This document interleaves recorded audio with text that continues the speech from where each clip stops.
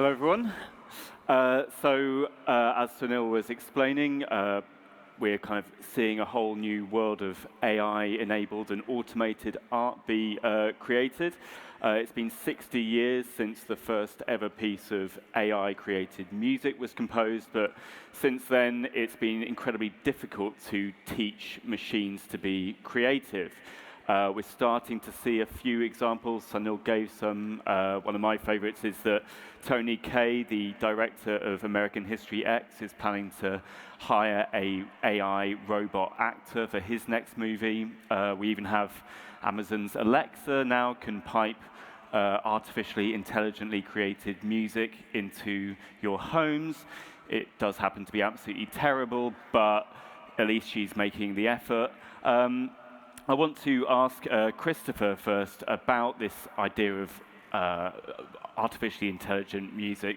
Christopher, you've collaborated with the likes of Justin Bieber, with Ariana Grande, Bruno Mars. Do you think you could end up collaborating with an AI in the future and have a meaningful connection? I think that we've always used, there's always been a close relationship between technology and creativity. And we've always used technology as a tool. So we've always had access to artificial intelligence in creating music. You know, we use AI to do two things: to eliminate repetitive tasks and to make better decisions, whether it's business decisions or creative decisions. So since David Bowie had the verbalizer, you know, we've been using artificial intelligence in the music community. So this is not something that is new to us or something that we're necessarily afraid of. It's just how do we maximize use of this tool to make the best product creatively. Have you seen any interesting projects that AI is starting to be used less as a sort of background tool and more as a kind of creative collaborator? Well, there's Google's Magenta program, which is all completely open source, so it's available to anybody in this room to use. There are a handful of other similar projects. I think Magenta is probably the biggest one. Sony's Flow Machines. At the end of the day, when you think about AI, I don't think it's about the machines eating us in our sleep. It's about how do we, you know, take advantage of machine learning and deep learning and unsupervised learning to create better models so that we can make better decisions, whether it is using artificial intelligence to power playlisting models on streaming media, or whether it is using artificial intelligence to power content-driven models on content platforms. So it's not really a case of, is the AI going to replace the human being? You know, it's just how can the human being use the AI to make their job easier? Major Laser's work, you're one of the three members of that group. It's very global in its scope. It's kind of taking things from African music and Caribbean music and South America and sort of mashing it together. Is there a sense that you could use AI to understand more about the world's music and it could kind of almost feed you the raw material you're looking for? Or do you have to go to these places as a human being and immerse yourself in the culture? In theory, you can use the technology to provide you with those basic tools. But in practice, you answered your own question. You need to go there. You need to be there. You need to be surrounded by it. The thing about how we consume music or film or art or dance or any kind of creative output is that there's an emotion attached to it. There's a story behind the musician. There's a story behind the dancer. There's something that drew you to this live concert. There's something that drew you to the emotion that was being conveyed in this style of music, if it was African music or South American music or whatever it is. So until we have an artificial intelligence model that can behave similarly from an emotional standpoint, you still have to go there and become consumed by it. You still have to go there and feel it, you know, in that artificial intelligence models will probably have the opportunity to replace, let's say, some parts of background music or some parts of advertising, you know, or some parts of film scoring. But it's gonna have a completely functional use. It's not necessarily going to be something that is going to replace the emotional component that a human being can bring to any type of creative project. As a musician, are you concerned either for yourself or for your peers that, you know, the composers of film scores, the composers of TV themes might end up losing their jobs as a result of this? As a technologist, I think that we have access to the tools, and in the same way that as a technologist and a creative, we have to work hand in hand. As a technologist and a creative, you also have to be able to create balance, and you also have to be able to be nimble. You have to be flexible. You have to be able to reinvent yourself. You know, so just because the DJ controller replaced the CDJs that replaced the turntables, right? If you were a purist and you decide, okay, I'm only going to DJ on turntables, I'm only going to work with live instruments. If you don't have the resources to continue working that way, and if you don't have the ability to evolve and to respond to these changes and to reinvent yourself, you're going to get left behind. So it isn't necessarily a case of if the producers of film scores or TV jingles are going to get replaced. It's just how do they use these new tools that are going to be available to them to reinvent themselves and adapt to new markets and new opportunities. Do you think everyone is capable of that adaptation? Not everyone can, but at the same time, that's why we have to endow people with soft skills. That's why we have to endow the new generation of creators and the new generation of thinkers and the new generation of technologists and even the kids that are 2, 3, 4 years old with the soft skills to understand that yes, you need to reinvent yourself. If I had paid attention to all of that Pascal and C++ and Commodore Basic and MS-DOS that they were teaching me in school 20, 25 years ago, it would have been of no use to me. You understand? Because we have evolved technological models that have replaced that learning. So it's the same thing. It's about being able to adapt and being able to look at what we have now and say, okay, cool, where is this going to be in 10 years? Where is this going to be in 15 years? And while we may not be able to develop an accurate model, we can probably take an educated guess and say, hey, you know what? This is something that I need to start paying more attention to. This is something I need to start working with, and not necessarily become swept up or become consumed by the fact that it exists. Sam, with Patreon, you are essentially enfranchising possibly people in this room, millions of people around the world to be able to create their art, to have it funded by the crowd. How do you think that AI is kind of affect the kind of creators that you work with? Right. So I hate to be like a negative Ned on this topic, but as excited as I am about AI, I actually think the one area that AI shouldn't replace entirely humans is in the creation of art. So like we're going to see, or we've seen over $500 million sent to creators on Patreon through their fans. And when we look into the research for why this is happening, over and over again, the #1 word that keeps coming up is relationship. And that's because people care about the creators behind the art. And so that's why you see, or we're seeing this year, over $100 million being sent to creators who are integrated with Discord, which is this opportunity for the community to get access to creators, to participate in the creative process. That's why when Jillionaire does his next collaboration with Justin Bieber, or Anne Marie, or Ariana Grande, people care about the music sounding good, but in many ways, even more than that, they care about the artist and the person behind that music. They cared about the shared emotional experience. If you want proof of this, just look up on like Twitter right now, all the memes that are happening with Ariana Grande's latest song, Thank You, like, Next. Because everyone has that same shared emotional experience of an ex, of a breakup. And I don't know how you decouple that from the creation of art. I feel like that human dimension is just so important. And at the end of the day, like, how can you have art without that shared human experience and emotional So do you think that we'll necessarily have less strong emotional connections to art made by artificial intelligences then? Yeah, I just think that despite the emotions maybe on a surface level being the same thing, if you don't believe it's authentic, it's something that someone else who's like you as a human has experienced, it's just not going to provide that same level of intimacy or impact.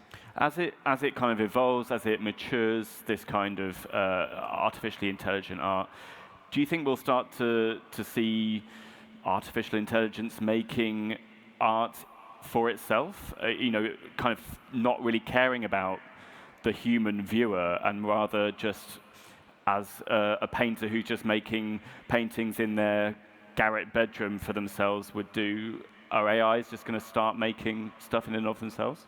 I mean, sure, yeah, and this is even happening today with like bots being able to talk to each other. I think there was also something super interesting that came out of OpenAI, which is like the Elon Musk and Sam Altman started project, where that AI ended up writing, after it read a whole bunch of stuff, like a manifesto about its own existence. So those things are absolutely going to happen, and I think there'll be a lot of cool projects that come out of it. I just think when you're talking about art and like the human experience behind it, that can't happen without other people. Do you hear from your own users that they are maybe slightly perturbed by the rise of this kind of art, or do they feel that they can happily sit alongside it? I think right now, like most of the art is still being created by humans. I took like a cursory peek into like our entire database of different creators, and most of it is still like self-generated right now. You look at something like Humans of New York that launched on our platform, and what they do is they effectively give out these super like intimate looks into the stories of various people, and this really resonates with the community. And I think that is the type of work that to this day still defines like what it means to have a shared emotional experience. Yeah, and then are you, as a company, are you using AI sort of behind the art that's being created? Are you creating sort of efficiency gains through AI in a non-creative way?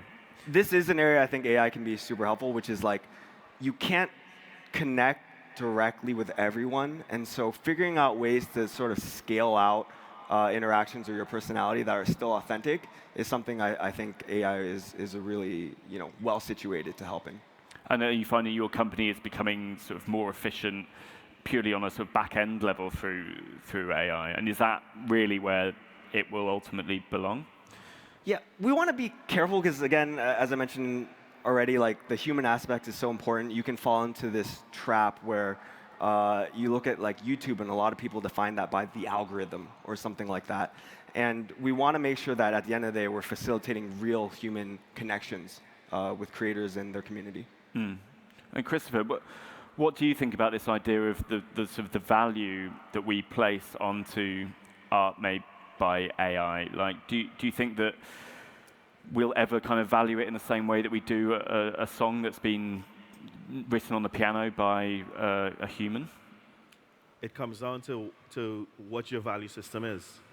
So if my value system for appreciating music at home means that I want to have an emotional connection to the artist or the band that produced that music, then that is what's going to guide my decisions.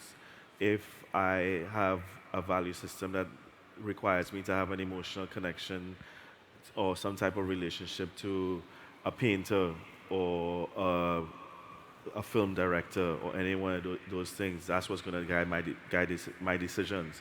If I don't necessarily value the emotional connection as much as the next person, if I just want to go watch an action movie, right, I'm not concerned about if they use CGI. You understand? If I want to just listen to, if I'm having a party at home and I just want to listen to like some dance music or whatever, I'm not concerned about the musical ability of whoever put this song together. So at the end of the day, the art that people give us, or that maybe eventually the AI will give us, they serve different functions, and it's up to us to determine what those functions are based on our own demands, based on our own model of what we need at the time. So in the same way that we work on a sound environment app called Endel, right? And Endel is a personalized sound environment. So it takes data from your Apple Watch or your Fitbit, your resting heart rate, your body temperature, other data points, and it creates a customized sound environment. And that's a sound environment that you can use if you're sitting in the office, if you need to concentrate, if you get home, you need to relax, if it's at night and you need to sleep. Eventually, we will take that into the automotive space. So we don't expect the Endel generated audio to replace music. But if you're sitting in traffic and you don't want to be stressed out by the traffic, you might switch to Endel and you might turn it on so that you could calm down. If you have a long drive to make, you might switch it on so that you could focus. If you need to sleep at night, you might turn it on so that you could get some sleep. So it plays a part. It has a purpose, but that doesn't necessarily mean that it is going to replace any kind of classical music or whatever is your favorite song or whoever is your favorite artist, because it serves two different functions. One is functional, one is operational, and one is emotional. And the two things don't necessarily have to compete in the same space. I think that's really interesting, the idea of using art in a functional and sort of almost emotionally manipulative way, like to de-stress yourself or otherwise. I mean, Sam, are you seeing that creators are using technology in this way to move away from something that's purely about their own personal expression and more into a kind of what Christopher's talking about, a sort of functional kind of art? I think that's a great point, actually, and maybe one that I hadn't fully thought of about the utility aspect of art. And as I think about this too, there's a lot of this happening out there and on Patreon. Like I'm thinking specifically about this genre that is worth checking out, I think, called ASMR, where people effectively do a whispering, sort of audio sensory thing to help you relax and fall asleep. And so, again, I still think there's a very human connection there that's important, but there are a lot of functional reasons why art can be beneficial for people. I think we've got only about a minute left. I'd just like to ask each of you, what are the kind of tools that you'd like to see in the AI space that will actually truly open up people's creativity that we haven't seen yet, perhaps? For me, I just want to see more deep learning modeling tools that can allow us to make better business decisions as consumers. In other words, I would like to have modeling tools that would be able to look at my previous history, my previous music history, or my previous art buying history on Patreon, or my previous Netflix history, and scrape that data and come back with a comprehensive model that says that based on what you have done, here are some suggestions of movies that you should watch next. Here are some suggestions of artists that you never listened to but are very similar to what you've been listening to before. And that's the type of technology that I'm looking for, and that's kind of what I'm excited about. Yeah, I think I'm excited for AI to make the lives of creators much more smooth and easy so that they can focus on making beautiful things and getting paid for it. Yeah. And so ultimately you don't see it having as powerful a strength as human creativity, ultimately? No, we are not going to be eaten by the machines. Like that, yeah. That's good to know. None of us are going to be eaten. It's a good way to end, I think. Thank you so much to Christopher and to Sam. Thank you. Thank you, Ben.